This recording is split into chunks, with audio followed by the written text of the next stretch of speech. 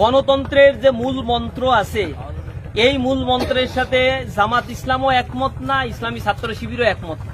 এটা একটি কুফরি মতবাদ, এটা হচ্ছে শিরকি মতবাদ। আমরা যদি বুঝি এটা কুফরি, আমাদের কি দায় থাকছে ছাত্র শিবির করে জাহান্নামে যাওয়ার? তুমি যে এখানে মুসলমান বলে পরিচয় দিচ্ছ, বাংলাদেশ থেকে এতদিনে মুসলমানের নাম নিশানা ভারত মিটিয়ে দিত, শুধু জামাত ইসলামের জন্য পারে নাই, আমাদের নেতৃবৃন্দকে ফাঁসি দিছে, আমরা পিছু পা হইনি।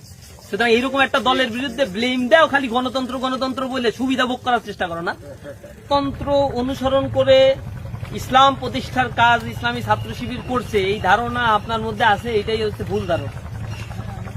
আমি আপনাকে অনুরোধ জানাবো, যিনি প্রশ্ন করেছেন, একটা বই পড়ার জন্য, গণতন্ত্র ও ইসলামী দৃষ্টিকোণ, এইটা লেখা হচ্ছে ডক্টর আহমদ আলীর লেখা বই। আর একটা আছে হচ্ছে মাওলানা মতিউর রহমান নিজামী জেলখানায় বসে লিখছেন ক্ষমতার রাজনীতিতে অংশগ্রহণ, ক্ষমতার রাজনীতিতে অংশগ্রহণ। এই দুইটা বই পড়লে আশা করি কিছুটা ক্লিয়ার হবেন আপনি। গণতন্ত্রের যে মূল মন্ত্র আছে এই মূল মন্ত্রের সাথে জামাত ইসলামও একমত না, ইসলামী ছাত্র শিবিরও একমত না। এটা একটি কুফরি মতবাদ, এটা হচ্ছে শিরকি মতবাদ, যেখানে বলা হয়েছে সার্বভৌম ক্ষমতার অধিকারী হচ্ছে জনগণ। এইটা আমরা যদি মেনেই নেই তাহলে জামাত ইসলামীর নিবন্ধন তো বাতিল হতো না, নিবন্ধন তো থাকতোই। কারণ সংবিধানে এই কথা বলা আছে, জামাত ইসলাম এটা মানে না, সংবিধান পরিপন্থী, ইসলামের সাথে সংবিধান সাংঘর্ষিক, আমরা এটা মানি না। কিন্তু এইটা নিয়ে তো চরমোনাই পীর সাহেবের ব্যাপারে কেউ কথা বলে না, ওদের নিবন্ধন কেন আছে? আরো ইসলামী দল যাদের নিবন্ধন আছে তাদের কেউ তো কথা বলে না যে ওদের সংবিধানে তাইলে কি আছে, ওরা তাইলে এইগুলো মেনে নিয়েই করতেছে বাংলাদেশের রাজনীতি। আমাদের উপরে এই প্রশ্নটা, সমস্যা নাই, বড় দল হওয়ার কারণে প্রশ্ন আসবে, এটাই স্বাভাবিক। গণতন্ত্রের বেসিক কিছু ফান্ডামেন্টাল জায়গা আছে, যেই জায়গার সাথে আমরা 100% একমত না, দ্বিমত।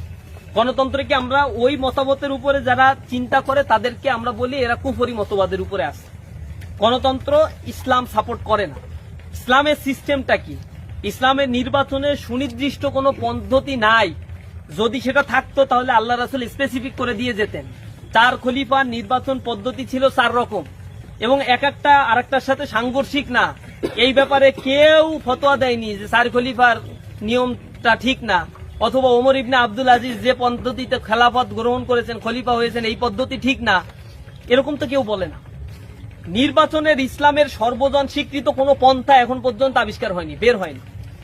যখন মুসলমানদের হাতে খেলাফত ছিল, খলিফা ছিল, এবং মুসলমানদের না সারা পৃথিবীতে যখন কলোনিয়ালিজম ছিল, কলোনি ছিল, ইউনাইটেড স্টেট ছিল না, এবং জাতিসংঘ তৈরি হয়নি, পৃথিবীতে যার ক্ষমতা যখন যেভাবে ছিল তারাই তো সেই দেশ দখল করে নিত, একটা সময় ছিল না।